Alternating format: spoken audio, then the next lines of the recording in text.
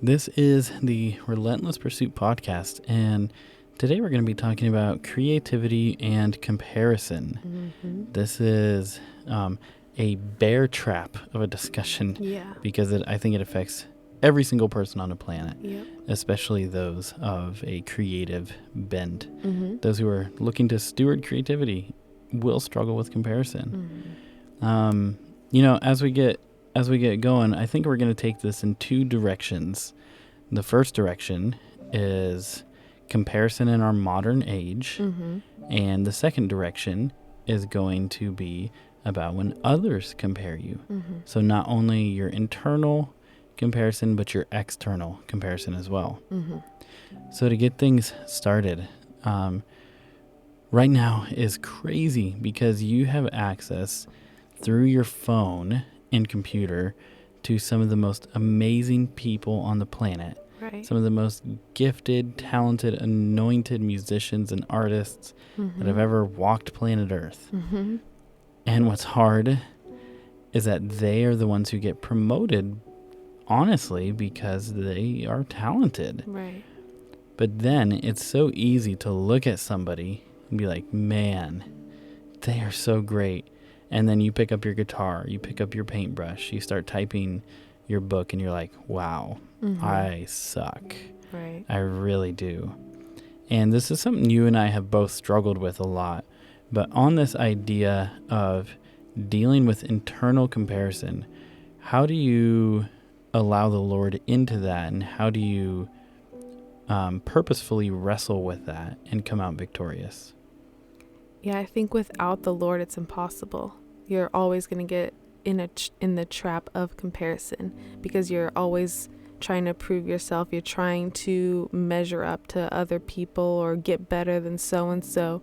But when you invite the Lord in to your process, into your creativity, your eyes are so focused on Him, you're not going to be concerned about what's going on around you. You cannot be standing next to someone who's a million times better. It doesn't matter because you're so focused on Jesus and His goodness and just creating to worship Him. And so I think a huge thing for me is just, why am I creating? Am I creating to promote myself? Or am I creating something beautiful to give to God as worship? That's what has helped me, because then when I'm just focused on Jesus, nothing else matters. And it doesn't matter how good or great it is compared to the top artists, or the Apple Music playlist suggestions. It doesn't matter. What matters is it's my heart for Jesus, and it's me telling Him how much I love Him, and no one else can sing the song in my heart. No one else can write, the chords on my heart in a moment of pure, honest, authentic worship to Jesus. Only I can. And so that's a beautiful thing that only I can release, and just knowing that I want to give Jesus my best, and just focus on Him is what helps pull me out of that comparison. So let me put you in the hot seat, because I think what you said is really important. And I think a lot of creatives and a lot of worshipers believe that, and they've internalized it, and that's the cry of their heart. But then living it out is different. So let's say this. Let's say you make a song, and you think this song is just an awesome offering of worship. You have no intention of releasing it or singing it before anybody but the Lord. It's deeply personal and worshipful. And then you see, hey, Bethel Music released a new album. Upper Room released a new album. Catch the Fire released a new album. Phil Wickham, all these people, and you start listening, and that comparison creeps in. You're like, I'll never sound that good. Man, those lines. Man, I'll never be a worshiper like that. That stuff starts to creep in. How do you confront that, and how do you get rid of that? I think you have to confront it right away. So you have to recognize that it's happening, and then confront it, and then turn around and say, look at this beautiful worship that they made to the Lord. I think just looking at it as worship rather than a competition. Like, we're all just worshiping God and the gifts and talents that He has given us, and we just need to do our part and not try to be anyone else. Yeah, I think we need to celebrate, that other people, whether they're big or small, we need to celebrate that people are creating something beautiful for Jesus. Yeah. And I think what you said there's a few things that are important. Like, we're not competing and to celebrate. And I think celebration is a major key for breakthrough in this area, where you can say, oh, man, that was absolutely amazing. And you can lift someone else's work, their worship up. And in no way do you have to have false humility in bringing yourself down to do that. Right. You can just say, man, what they did is incredible. I love it. It helped me enter the presence of the Lord.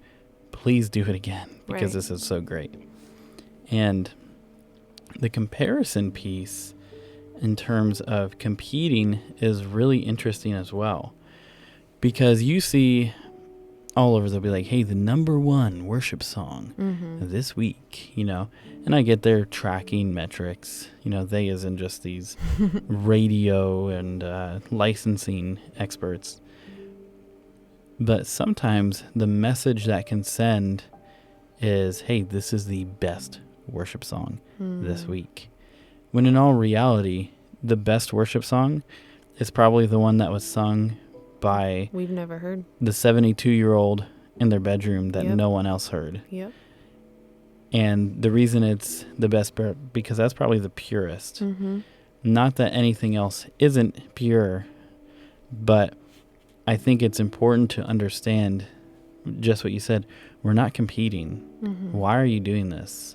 This isn't, when we're creating things properly, we're not doing it for a paycheck. We're not doing it for a platform. We're doing it purely to love God and to help others to love him. And it's our worship, so it's an offering. Yeah. You can't, if you're writing something to compete, or you're trying to paint a better picture and compete with an artist, that's not worship. And that's so true. The world has enough competition and cutthroat nature and creativity out there. And as followers of Jesus, we're just called to live differently.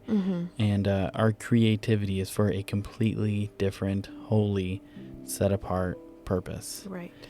And so, I think there's so much you highlighted on creativity and comparison that's important internally. Just how do we get away from that, and how do we walk away from it?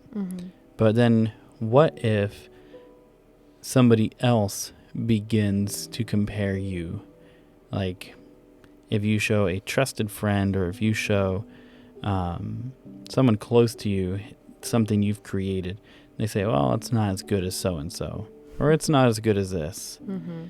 I want to know, how would you appropriately respond to that, internally and externally? But then I'm also interested in strangers, people you don't know, who have no say in your life, when they do the same thing. So how about with the people close to you?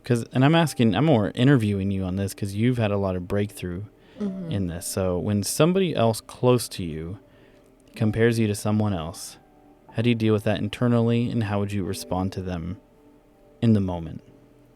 Well, in the past, because it has happened, it kind of threw me off. I wasn't expecting it. And it just kind of hurt me. Like, I didn't really know how to respond. I didn't really respond. I just kind of was like, oh, okay. And then, I would seek the Lord, because then that words stick with you. And then now I'm like, when I'm practicing, I'm like, oh, well, I'm not as good as this person. I'm not as good as that person. And I think it's good to think about, because, if it's a trusted person and it's a person you've accepted in your life to speak into your life, it's like, what are they actually trying to say? Because if they love you, they're probably not trying to compare you. They're probably just trying to encourage you or push you in a way that you're not receiving or understanding, or, there's this miscommunication on both ends. But I know personally, for me, I didn't know how to respond, and it kept happening, and I just took it before the Lord, and he told me something that changed everything. He's like, Because I'm like, oh yeah, God, I'm not as good as this person. He's like, yeah, you're right. You'll never be like so-and-so. He's like, I made you to be you. He's like, I don't want you to be anything like them. He's like, I want you to be you. You cannot be like them, and they cannot be like you. And so that changed things for me, and it's just something I had to settle in my heart. And as people continue to compare me, to other people, it's just going to God and saying, you know what, that's okay. I know what God says about me. He's pleased with me. He loves me. And that just comes from spending time with him and being in his presence and knowing that I'm a daughter and that I'm a worshiper and that I'm a lover of his. And those other things that people say don't matter. And I will say, it sounds easy, but it's a process and a journey you have to go on with the Lord, and you have to confront things. You have to let your emotions out and your feelings out with the Lord so that you can process them with him. And in time, you're going to see breakthrough in that. Yeah. And I think that's very beneficial. I think that's very helpful because I've heard it said this way, like water off a duck's back. Like you just let things roll right off of you. Mm-hmm. And I like how you said, look for the heart behind it when it's someone that you know. Mm-hmm. Because if it's someone you've let speak into your life, if it's someone you have communion with and you like literally live life together, mm-hmm. Most likely they're not going to be an abusive person. Right. And so I think it's really important to understand they're not trying to hurt me. Mm-hmm. They may just not be communicating this right. Right. And like you were saying, when you have that confidence in the Lord for who you are and what you're creating, then you can either just brush it off and move past it, mm-hmm. or you can communicate back to them. Right. And say, hey, when you said this is how I felt. Is that what you meant? Mm-hmm. Most of the time people are going to be like, oh, no, that is not what I meant. You know, I'm so sorry. And, a great conversation will come mm-hmm. after that. Right. So what about the person you don't know? What about that person who online just decides to just give you a new one, and to just be like, you're no so-and-so, or man, I've heard better, or mm-hmm. whatever, how do you deal with that? I think, honestly, in a way, it's the same. You go to the Lord, and you have to still be confident in who you are. And it's a little bit different because I'm not going to listen to a random on the internet, whereas I may actually listen to a friend or a trusted, person in my life. They may say the same exact thing, but one has a higher value because this person knows me and they have authority to speak in my life, whereas someone in a comment on the internet doesn't. Yeah. So just realizing that just because someone says it doesn't mean it's true. And on the other end, part of it is true because you're not, when they're comparing you to someone, they're right. You're not that person. And you have to be okay with not being that person and being yourself. Yeah. And, part of this conversation, I started thinking about how much easier it would be if we could just retreat to the woods and, have no idea what's going on in a creative sphere. Mm-hmm. But, that's just not the reality we live in. Right. As a closing thought, I'll share this. This is a practice I have adopted into my life, a discipline to grow my spirituality and my relationship with God. I've really had to be intentional about limiting my time on social media. Mm-hmm. And in particular, I've had to do that because I found myself comparing myself, as a youth pastor. I would compare myself to other youth pastors and be like, man, during the pandemic, they had, 150 kids on Zoom. Mm-hmm. Oh man, when they got to open back up, they had 300 people, and oh man, this pastor has 1,000 people getting saved at their church. And, mm-hmm. I would look at all these things and, honestly, sometimes I would be like, man, I want that. I feel like I deserve that. And that's where I had to be like, oh Lord, that is wrong in my heart. Mm-hmm. Why do I feel that? And, like you said, it's that process where he reveals things and he heals it. Mm-hmm. But then there's other times too where I compare and I just say, I'll never be that. And I've also had to go to the Lord and be like, man, Lord, why do I feel like that? Yeah, because that's not okay either.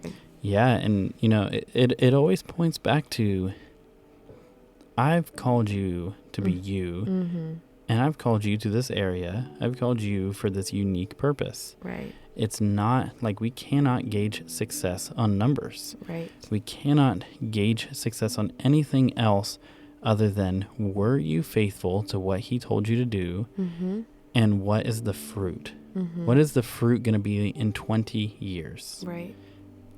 And notice, we're not saying compared to others. It's not. You got to keep your head down, follow the Lord, and that's where your creativity blesses him and changes lives. Yep. And with that, this is going to conclude our podcast today on comparison and creativity.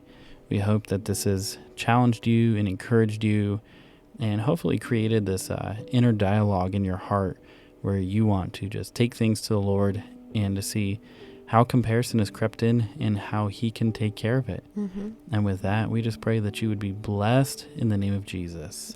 Have a great day.